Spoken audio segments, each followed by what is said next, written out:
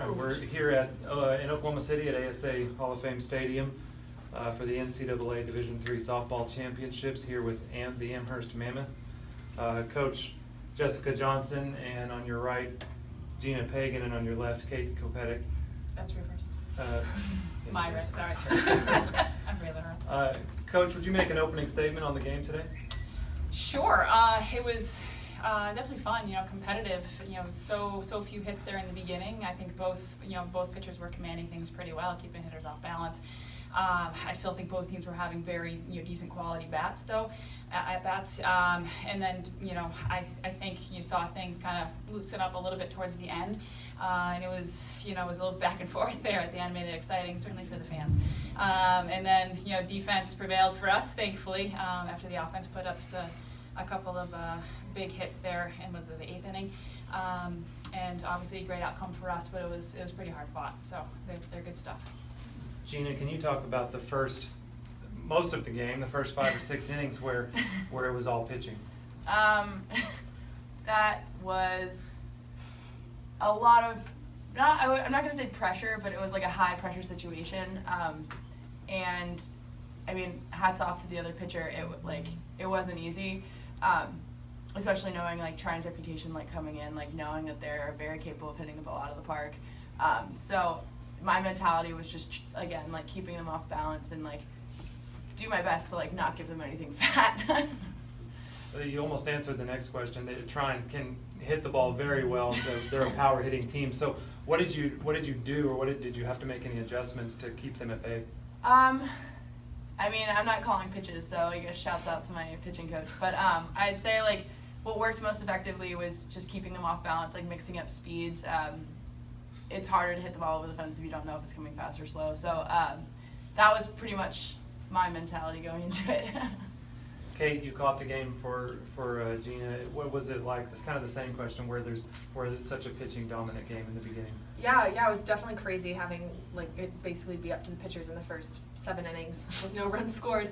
But it was, I mean, of course, such an honor to be catching this one over here because she's just amazing, and then to catch Lorena at the end. And it's just as a catcher, I just have full like confidence in our pitchers because like they don't make me work that hard, which is really awesome. But yeah, so during the game, that's awesome. What changed then for you guys in the 8th inning? Were there adjustments made, or what happened that you guys could finally get some things going? Yeah, I mean, as far as hitting goes, we're a really great team at just getting the ball in play and then moving on from there. We don't really think of the big picture as much as like the little like pitch by pitch, hit by hit type situations. So we have full confidence in our lineup to be able to get the ball down on the ground, beat it out, do that kind of thing for our offense. And then when it comes to defense, again, we're just like really just focusing in on the little things that out by out. So, Coach, do you want to talk about the catch in center field in the 8th inning? Gave her a top 3 on that in my coaching regime. You can't do that better, honestly. She can do it better, though, by calling the ball more. So we didn't pick that. We coached that right up. No, it was beautiful. It truly was a thing of beauty. So that was fun. It was a great rallying point. And she got right up, chucking the ball in, because we knew that was what she had to do. So all the way around, that was, it was a lot of great focus and just a thing of beauty. Any other questions? Okay, congratulations, guys. Thank you very much. Thank you. Okay, we're here in Oklahoma City at ASA Hall of Fame Stadium for the NCAA Division III softball championships. We're joined now by the Trine Thunder head coach Don Danklefson and pitcher Danielle Ray and Carly Bachna. Coach, would you like to make an opening statement about the game? We just came out a little timid, and they made some great plays late in the game. We had plenty of opportunities to put it away and did not. And hats off to them for getting the hits they got and making that great catch in left center, right center. And we just take care of opportunities. Danielle, it was a really big pitcher's duel for 5, 6 innings, or maybe even 7 innings, you could say.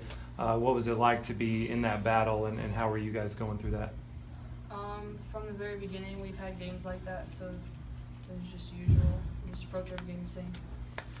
What did you guys do in the 8th? You had a great bottom of the 8th inning, and you had your opportunities to win it.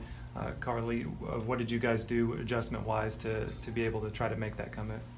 Well, we took the same approach we've been taking the whole game. Even though we weren't providing hits in the beginning, I guess they just strung together in the 8th. And, you know, obviously it took their 4 runs to get a fire under our butt. So What do you guys take from your first game? You get that first game out of the way, and now you've got another opportunity tomorrow. What do you learn from today to move forward? you have to start strong in the beginning. I mean, we were obviously it was a pitcher's duel the whole game, but as an offense, you have to provide runs. The pitcher is not going to do it all. You guys have been able to. You kind of have the reputation of a power hitting team that can put up some runs. So,